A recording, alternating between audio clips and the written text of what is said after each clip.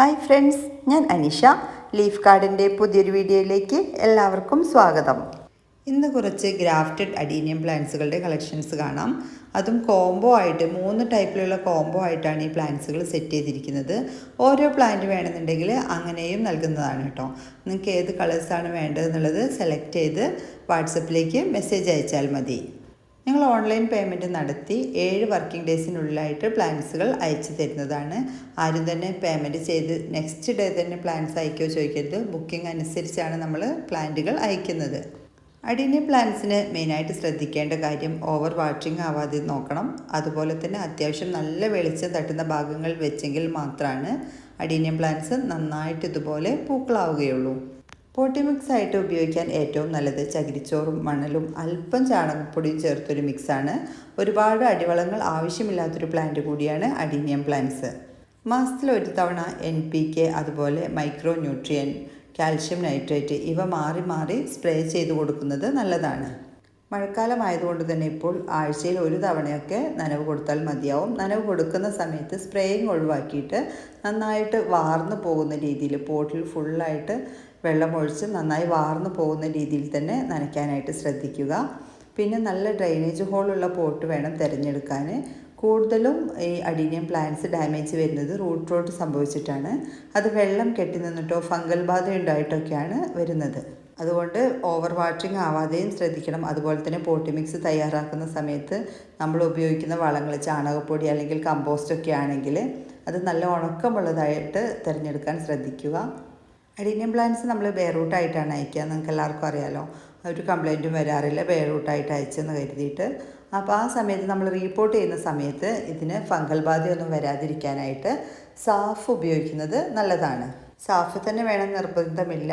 ഫംഗിസൈഡായിട്ട് നമുക്ക് സാഫോ അല്ലെങ്കിൽ ബാവസ്റ്റിനോ ഉപയോഗിക്കാവുന്നതാണ്. 1 ലിറ്റർ വെള്ളത്തിലേക്ക് 2 ഗ്രാം എന്ന അളവിൽ സാഫ് അല്ലെങ്കിൽ ബാവസ്റ്റിൻ എടുത്താൽ മതിയാകും. റീപോർട്ട് ചെയ്യുന്ന സമയത്ത് പ്ലാന്റിനെ ജസ്റ്റ് അതിലൊന്ന് ഡിപ്പ് ചെയ്ത് നടുകയും അതുപോലെ തന്നെ നമുക്ക് ആ ഒരു പോട്ടി മിക്സിലേക്ക് അല്പം സ്പ്രേ ചെയ്ത് കൊടുക്കുകയും ചെയ്യാവുന്നതാണ്. നിങ്ങൾക്ക് വേണ്ട പ്ലാന്റ്സുകൾ കളേഴ്സ് സെലക്ട് ചെയ്തിട്ടാണ് വേണ്ടതെന്നുണ്ടെങ്കിൽ അവിടെ സ്ക്രീൻഷോട്ട് എടുത്ത് അയച്ചു തരികയാണെങ്കിൽ ഏതെങ്കിലും മിസ്സിങ് ആയിട്ടുണ്ടെങ്കിൽ അത് നമ്മൾ മെൻഷൻ ചെയ്ത് തരാവുന്നതാണ്. നിലവിൽ ഈ വീഡിയോയിൽ കാണിക്കുന്ന കളേഴ്സ് എല്ലാം തന്നെ അവൈലബിൾ ആയിട്ടുള്ളതാണ്. കൂടുതലും പൂക്കളോ മൊട്ടുകളോ ആയി നിൽക്കുന്ന പ്ലാന്റ്സുകൾ തന്നെയാണ് അയക്കുക. ഇനി പൂ കൊഴിഞ്ഞ പ്ലാന്റ് ആണെങ്കിലും നിങ്ങൾക്ക് കൺഫ്യൂഷൻ വേണ്ട. എല്ലാ പ്ലാന്റ്സിൻ്റെയും പോട്ടിൽ അത് ഏത് പ്ലാന്റ് ആണെന്ന് മെൻഷൻ ചെയ്ത് വെച്ചിട്ടുണ്ട്. അതുകൊണ്ട് പ്ലാന്റ്സുകൾ ഒരിക്കലും മാറിപ്പോകുന്ന പ്രശ്നമില്ല. അഡീനിയം പ്ലാന്റ്സുകൾ പിന്നെ കാലാവസ്ഥാ വ്യതിയാനമില്ലാതെ എല്ലാ സ്ഥലങ്ങളിലും പൂക്കൾ ഉണ്ടാകുന്ന ഒരു പ്ലാന്റ് കൂടിയാണ്. അതുകൊണ്ട് നിങ്ങൾക്ക് എല്ലാ സ്ഥലങ്ങളിലും വളർത്താൻ പറ്റിയ ഒരു ഐറ്റം കൂടിയാണ്. ചിലർ ചോദിക്കാറുണ്ട് വയനാട്ടിൽ നിന്ന് പ്ലാന്റ്സ് അയക്കുമ്പോൾ അത് നമ്മുടെ കാലാവസ്ഥയിൽ പിടിച്ചു കിട്ടുമെന്നുള്ളത്. അഡീനിയം പ്ലാന്റ്സിന് അങ്ങനെ യാതൊരു പ്രശ്നവുമില്ല. എല്ലാ ക്ലൈമറ്റിലും ഇത് നന്നായിട്ട് പൂക്കളുണ്ടാവാറുണ്ട്.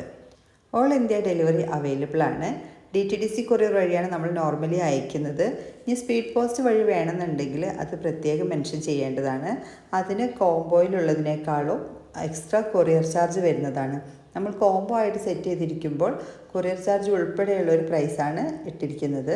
DTDC ആവുമ്പോഴാണ് ആ ഒരു ഓഫറിൽ നിങ്ങൾക്ക് പ്ലാന്റ്സുകൾ ലഭിക്കുന്നത്. അത് പോരാതെ പോസ്റ്റൽ വഴിയാണ് വേണ്ടതെന്നുണ്ടെങ്കിൽ ചെറിയൊരു എമൗണ്ട് കൊറിയർ ചാർജിലേക്ക് വരുന്നതാണ്. പിന്നെ കേരളത്തിൽ മാത്രമാണ് ഈ ഒരു എമൗണ്ടിന് പ്ലാന്റ് ലഭിക്കുന്നത്. 10 പ്ലാന്റിന് 2400 രൂപയാണ്.